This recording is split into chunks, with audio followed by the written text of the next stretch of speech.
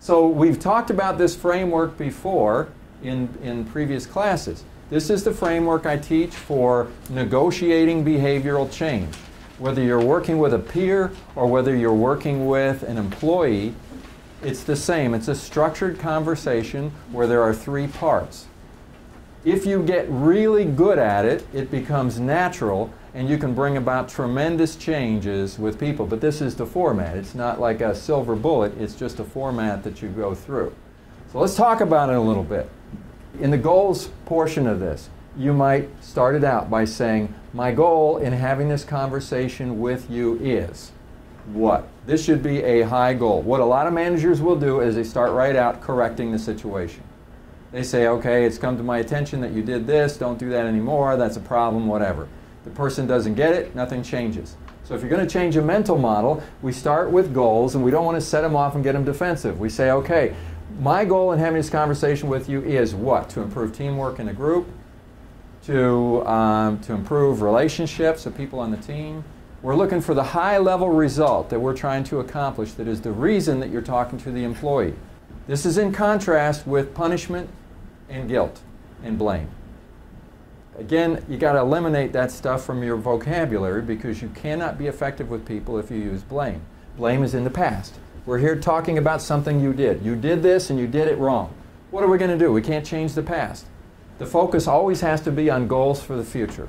So we start with a high-level goal that the employee or whoever it is you're talking about. By the way, you can use this with your manager or with a peer as well.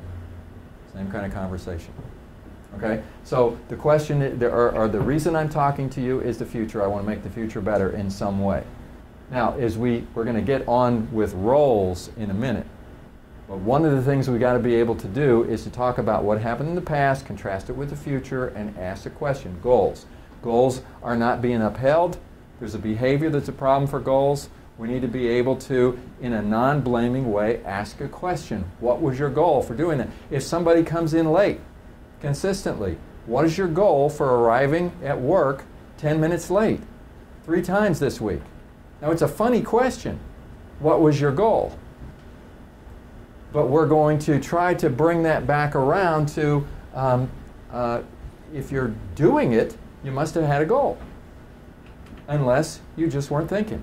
And if you just weren't thinking, let's set some goals together and let's change behaviors for the future. So you ask your question, and you shut up, and you see what they say. Sometimes what you've got to do is sit there and let them vent until you can kind of tune into them. And what I've had people do is, in the process, while I'm coaching, they come back on me with some things. And sometimes I have to admit, I say, you know, you're right. I've done that myself, and I apologize. But I still have this question. What was your goal for doing what you did? So we spend some time working on goals. We're looking for their positive intention. And what a lot of managers do is they're quick to blame somebody, but in the process, why did you make the comment? Well, as they start talking about it, maybe they're trying to correct it. They just are a little bit misguided. So if we take the positive intention, that's perfect because we can apply that to a goal. And when we get to the future again, we can start talking about, well, if that's your intention in the future, you could behave this way instead. Your goal is to minimize defensiveness. And if you want to get good at coaching, you watch for defensiveness whenever it comes up. Whenever it comes up, you have to ask yourself a question. What did I do that caused the defensiveness to come up? And one of the learning processes of good coaches is just continually monitoring defensiveness and starting to learn how not to bring it up. Maybe you have a body language thing that you do. Maybe you have a tone of voice that you do. Maybe there's an accusatory way that you talk to somebody. But if you can smoke it out, the real test is whether people get defensive with you or not. The best coaches in the world never put people on a defense. Most coaching is ineffective if all we're doing is talking about negative things to stop doing.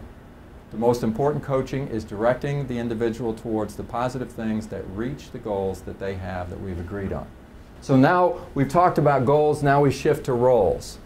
Sometimes what you have to do is clarify roles, and this is a big part of the coaching processes, is to ask, listen, clarify, gain agreement on how you interpret the individual's roles, your roles, and so forth. We've talked before about nagging versus negotiating. The next phase of the conversation is to get to procedures. This is where Instead of just telling somebody what the problem is and why it's a problem, now we negotiate behavior going forward. So the key aspect of any coaching session is, what did you negotiate? Yeah, you had a good conversation, but what did you negotiate? And a negotiation should be about something specific that they're going to do in the future. It's about getting an agreement on behavior going forward. So that's the framework for the conversation: goals, roles, and procedures. And what we're trying to get to with the procedures is to establish a verbal contract. If a verbal contract doesn't work, then we move to an informal written contract, and if that doesn't work, we move to a formal written contract. So a verbal contract is agreeing. So in the future, what you're saying is that you agree that if you have a problem with somebody, you're not going to blow it out in a meeting, you're going to talk to them one-on-one. Would you agree to that? Yes, that's a verbal agreement. If we're talking about absenteeism, then you would agree you're going to get up a half hour early, you're going to be on time from now on. Do you agree to be on time? Yes, that's a verbal agreement. If it doesn't work, we use an informal written contract, and that's basically a blank piece of paper. And when I'm doing coaching one-on-one, face-to-face with somebody, and we get down to the negotiation part, I'm taking notes on what we agreed to. And then I turn it around and have them sign it. Has anybody ever done an informal agreement? This is one that doesn't go to human resources. You just have them sign it and you put it away. It doesn't go in their permanent record. Okay? It's a very important practice to do. If this isn't working and you do a verbal contract and they continue the behavior, then you go to informal, and then finally it goes to HR, and this goes in their permanent record. And what we're trying to establish with the coaching is that we're trying to do everything based on verbal contracts to the degree that we can.